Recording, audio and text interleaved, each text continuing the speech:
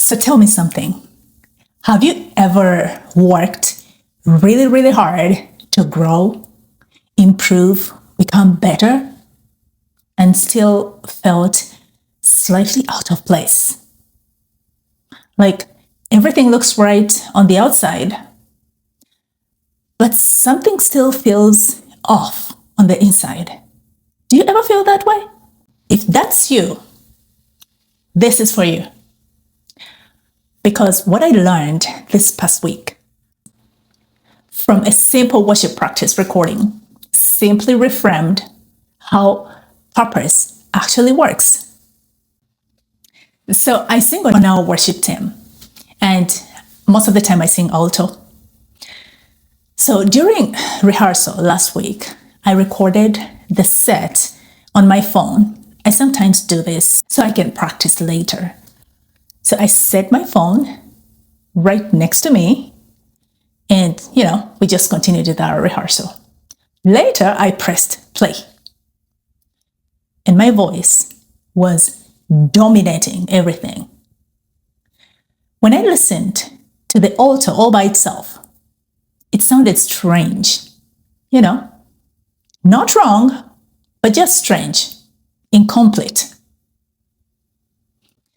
Have you ever heard something taken out of context and thought, that doesn't sound right? Listen. I will rejoice in my Redeemer, greatest treasure, wellspring of my soul. I will trust in him, no other. My soul is satisfied in him alone. Now listen to the same part in the full room. I will rejoice in my Redeemer, greatest treasure, wellspring of my soul. I will trust in him, no other. My soul is satisfied in him alone.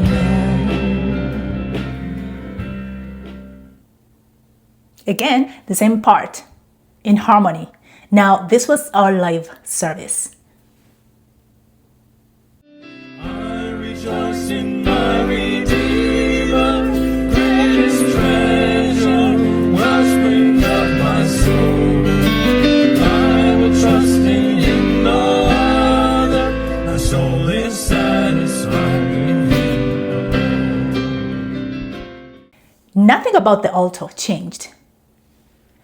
What changed was connection. The alto didn't need to be louder.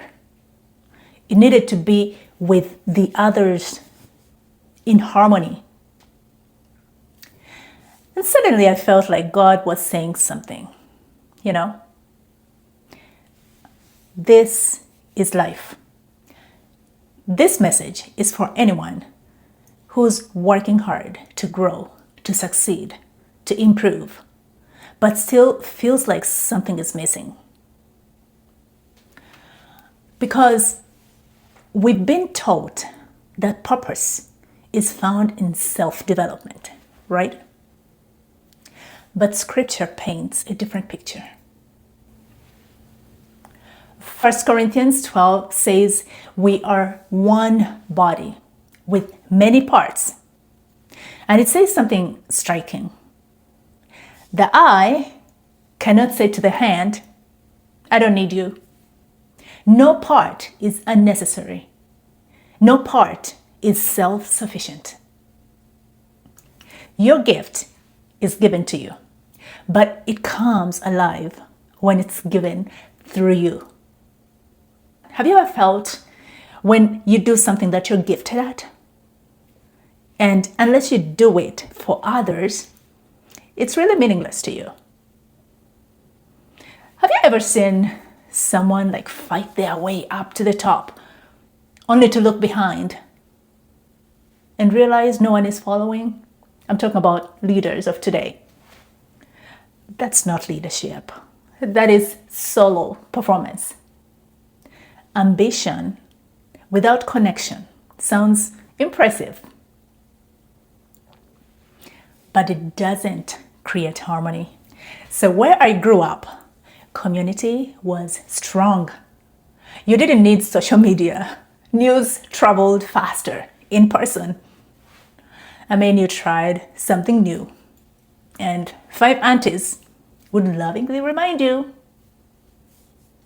this is who you've always been, don't change. So, belonging, automatic. But privacy, optional. But sometimes, people didn't stretch into who they could become. You know, trying to please everybody, trying to fit in. You can't grow to your potential. Then I came to the US, and here you can live next to someone for 5 years and not know their name, but you will know their job title, their 5-year plan, maybe from LinkedIn, right? So here, growth encouraged. Belonging, negotiable. So which is better?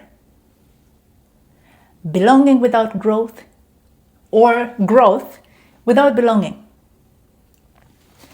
Or is there a third way? What do you think? God's design is mature individuality offered back in service. Peter writes, use whatever gift you have received to serve others. And Jesus said, whoever wants to be great must be a servant. So service isn't beneath greatness. It's the pathway. Let me show you what this imbalance looks like in real life.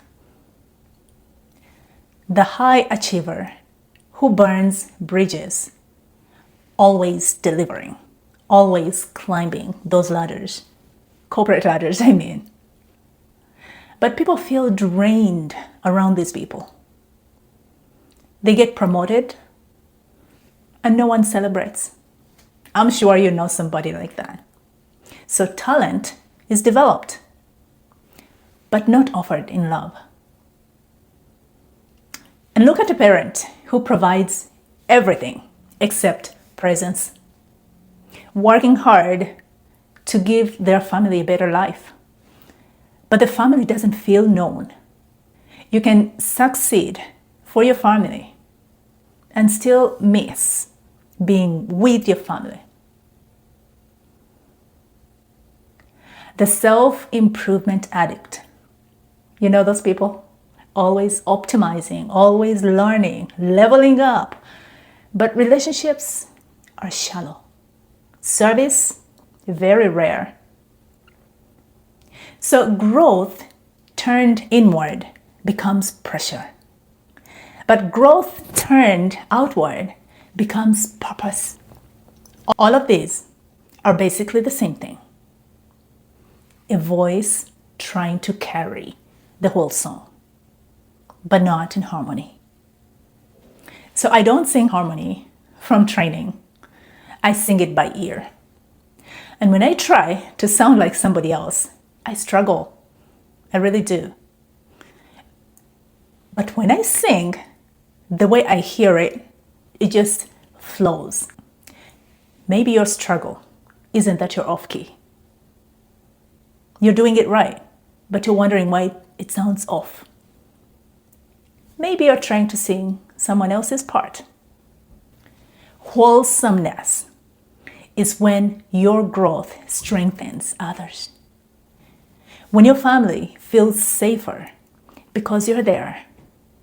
When your workplace feels lighter because of your presence. When your community sounds fuller because your voice is in it. That is purpose in motion. The alto didn't find its beauty by singing louder. It found its beauty by being placed in service of the song, doing what it's supposed to do. You weren't created to be the loudest voice. You were created to be the right voice in the harmony God is composing. So here is my question for you. Where in your life are you singing solo right now? Where have you not allowed anybody in or working together at the same level? And where might God be inviting you back into harmony? Tell me below or share this with someone whose voice the song needs. I hope you were encouraged today, and thank you for joining me. I hope to see you again here tomorrow. Bye for now.